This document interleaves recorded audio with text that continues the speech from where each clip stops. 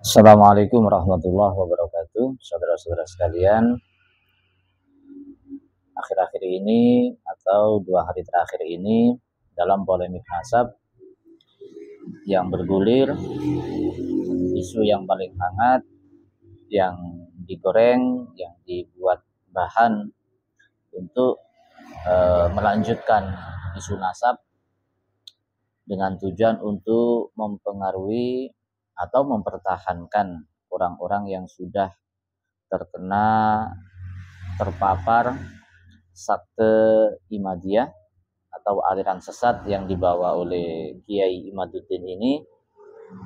Dalam 2 hari terakhir ini mereka menggoreng, mengkanter, bahkan menantang, yaitu pernyataan dari cucu Habib Soleh Tanggul, yaitu yang mulia Habib Muhdhar, karena ada pernyataan yang sangat tegas, yang sangat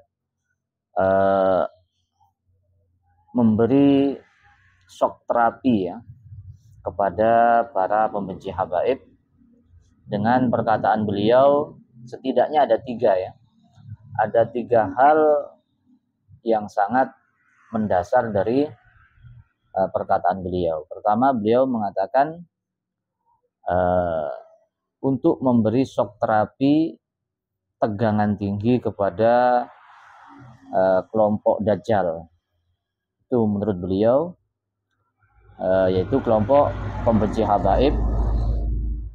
Kata-kata shock terapi, tegangan tinggi, dan juga kelompok Dajjal, ini 2 hal yang sangat ditentang oleh mereka.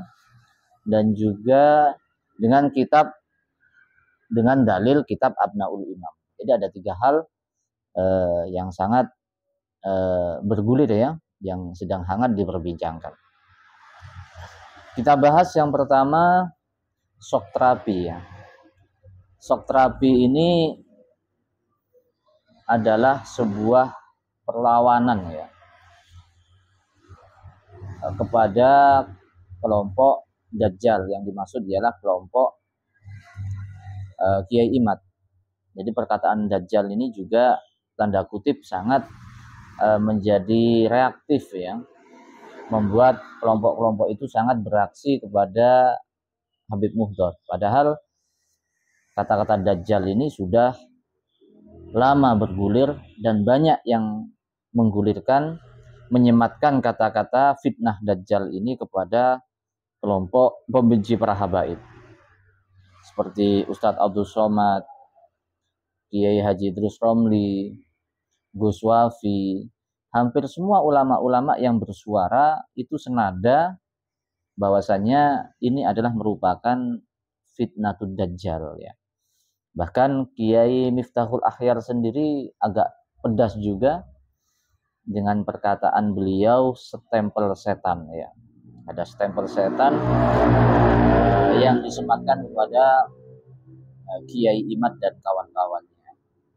Bahkan masih ada perkataan mereka golongan keluar dari ahlu sunnah wal jamaah yang ingin menghancurkan Islam dan betul-betul memang membenci para habaib dari dahulu, yaitu kelompok Khawarij dan juga Wahabi. Jadi sini deal gak perlu dibesar-besarkan. Kata-kata Dajjal itu memang para ulama kebanyakan itu memang menyandarkan ya kepada para pembenci habaib. Yang nomor 2 yaitu shock terapi. Shock terapi ini adalah penolakan dimanapun mereka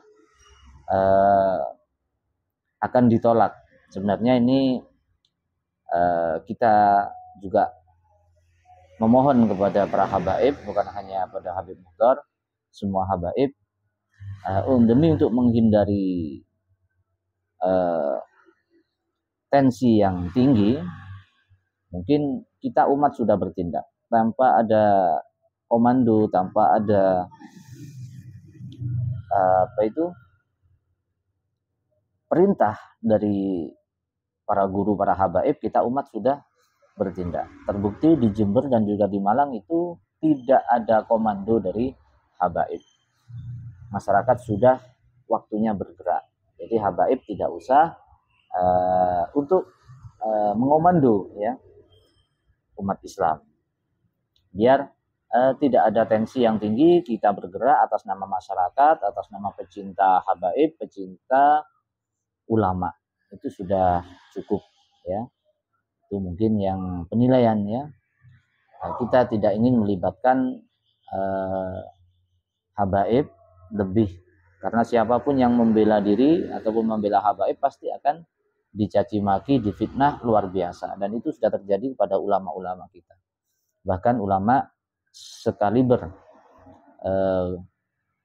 Kiai Haji Miftahul Akhyar pun mereka mengatakan hal-hal yang sangat tidak pantas ya, karena itu adalah sebuah magic, keanehan ya.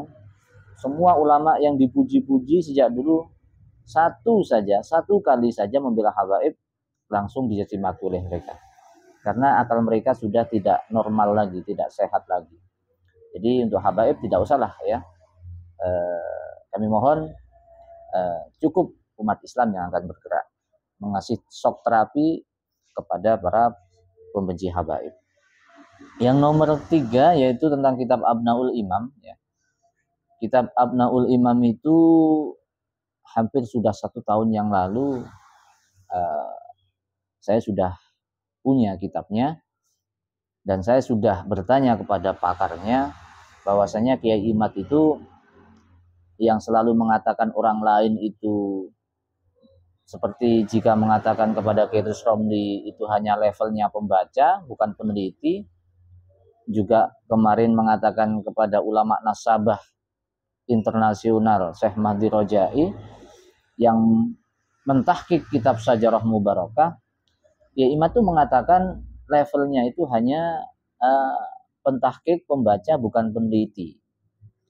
Dalam tanda kutip selalu menyalahkan ulama-ulama yang berselisih dengannya dengan kata-kata yang pandai membaca dan meneliti itu hanya Kiai Imad. Padahal menurut saya Kiai Imad itu jangankan pandai meneliti, membaca pun tidak pandai. Membaca tidak pandai, apalagi memahami ya. Dan itu sangat terlihat dalam beliau itu memahami kitab Abnaul Imam. Bagaimana beliau itu memahami tentang mu'alifnya, pengarang kitabnya yang dinisbatkan pada Ibnu Toba kepada kakeknya, yang mana pengarangnya itu adalah Abu Muammar ya. Abi Muammar Yahya bin Muhammad bin Qasim Al-Husaini Al-Alawi Asy-Syahir bibni Toba. Ini wafat 478. Lalu kata Kiai Imad, kitab ini dikarang 1999. Padahal yang wafat 199 itu adalah kakeknya, ya, yaitu Muhammad bin Ibrahim ibnu Toba.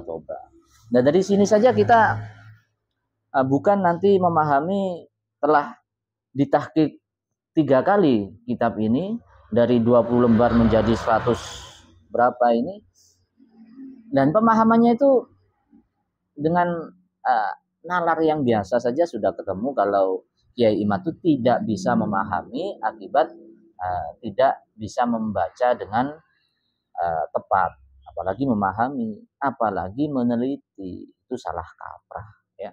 Jadi siapapun ya, kalau saya tidak mungkin bisa sampai pada Kiai Imad. Mungkin pendukung-pendukungnya yang punya kitab ini ataupun yang mau berhujah, monggo, karena insya Allah saya sangat paham, sudah lama memahami kitab ini dan memang saya simpan. Akhirnya kemarin seperti Guzaini dan terakhir ini adalah Habib Muhdar yang menyinggung kitab ini, akhirnya saya pun juga ikut bersuara, kita sedikit semampu kita untuk juga ikut menyuarakan kebenaran dalam polemik nasab habaib ini. Semoga umat Islam semua khususnya warga Nahdliyin tetap kita mengikuti ulama-ulama kita, ulama-ulama Nusantara, ulama-ulama PBNU, ulama-ulama Nahdliyin yang tetap mempercayai dan juga mewajibkan menghormati para habaib sebagai dzurriyyah Nabi Muhammad SAW. Sekian, terima kasih. Assalamualaikum warahmatullahi wabarakatuh.